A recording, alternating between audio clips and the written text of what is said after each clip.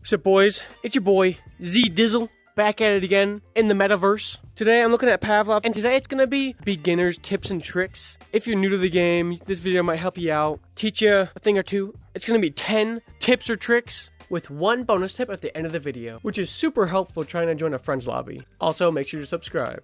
Tip number 1. So the first thing in the game is just movement. So I have it so I'm using my left stick to walk around. I think you are able to change that. So I just walk around normally. I use my right stick to rotate around. And then something that took me a little bit to figure out was sprinting in this game. So let's say you have like a rifle or a gun or anything in your hands. When you have the rifle up like this, and I'm trying to push the stick, sprint, it's not working. Left stick is not sprinting right now. But if you point the gun down, start walking forwards, then push it, now you're cooking, running along. Tip 2. When you're in the game, you have 3 weapon slots that you can use. You got one in your back. You can put like a rifle or anything big. You just reach over your shoulder and grab. There it is. Put it right back. And then on you have your left and right hip.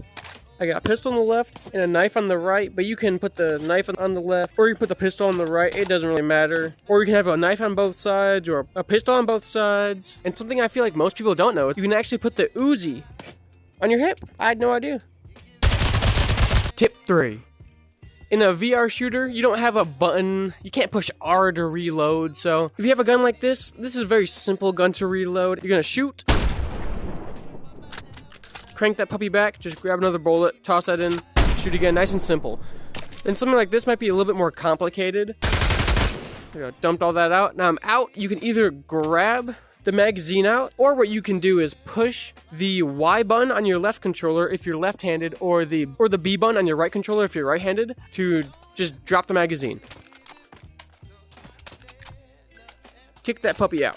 I definitely prefer just to push the button to drop it. It's a lot faster for the reload. So it's that versus... I definitely prefer just to push the button to release it though. Something else is that this gun, so like an AR or M4 style gun, and lots of other guns in the game, instead of having to grab this and release it to load one into the chamber, when you put one in, you can push the Y button on your left controller or the B button on your right controller if you're left or right-handed to just release the bolt, pushing a bullet into the chamber, and then you're just ready to shoot. And if you don't run out, you still got a bullet in there, you can just yank a magazine out, and you're ready to go. One other thing that you can do is the X button. Right now it's on full auto.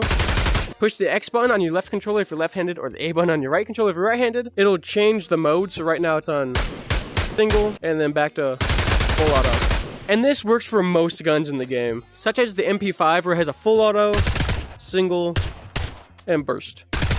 Tip 4. Now we're going to be talking about sights. Scopes, they were actually added semi-recently to the game, I believe a couple months ago. You look down, it zooms in, you got a little sight down there, and if you want to take it off, you're going to hold it close to your chest, and then it'll light up like that, trigger button, and you can just take it off. You can put it on your vest if you want, so it's chilling there, and then it'll just put iron sights on most guns. The 50 BMG, if you take the scope off of that one, it'll just have no sights at all. Something else that's useful to know with the scopes is putting one back on, you're going to hold it close, trigger, and then you can slide it along its rail. So if you want a little bit farther or a little bit closer, you can position it basically wherever you want on the rail. And there's more sights in the game than just this big old scope. We can upgrade, and we have an ACOG, we got a little red dot, and we got this guy right here, the hologram. This one's my personal favorite, honestly. Tip 5. So when you're playing the game, you're going to be getting shot at, you're going to be getting hurt, getting damage dealt to you. So if you want to know how much health you have, you can look at your watch. It can be either in your left or right hand. And this red bar right here is going to be your health. And the white bar right next to it is going to be your shields. And that little dude with the helmet is going to be showing if you have a helmet on or not. So if you get hit in the head while you're wearing a helmet, it's going to you're either going to die if it's something like a 50 or an AK, or just going to knock your helmet off if it's like a pistol or something a little bit weaker. Let me just pop one in real quick. There we go, took off helmet right there. And if you were getting shot in like the torso and your body, it'll be knocking down your body armor right there. Tip 6. Then we're going to be talking about buying. So you just spawn in. Let's say it's a team deathmatch. You're going to spawn in with just some random gun. And if you don't want that gun, you're going to go to your right stick, push it in. Here comes up the buy menu. Then you can go to things like pistols, SMGs, rifles, and you move around with your joystick. So let's say I want to buy a pistol. I'm going to go over to pistol, pull the trigger. Then I have my array of pistols here. And let's say I want this 800 revolver down here. Buy. Now it's in my hand.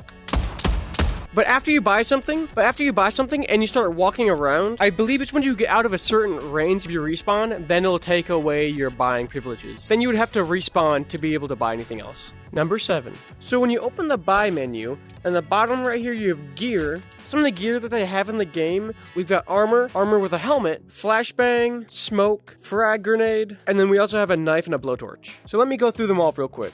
The knife, you probably have one on you already. You can throw it, you can stab someone with it. So the flashbang, let me spawn that in. It's gonna show up on your vest right here. I'm gonna grab it, pull the pin, throw that puppy, and it's a flashbang. It blinds you and deafens you for a second. And looks like I already got a frag grenade on me. I'm gonna take it off, trigger, pull, yeet that boy, and you can actually cook grenades. So right now it's not cooking at all. So in the hand that you're holding the grenade, you're gonna pull and release the trigger. So now it's cooking. I'm gonna toss that before I die.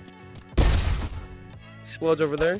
And then let me get to the smoke. And these guys actually came in the update with the scopes. So I'm gonna yoink that. Give her a good double toss.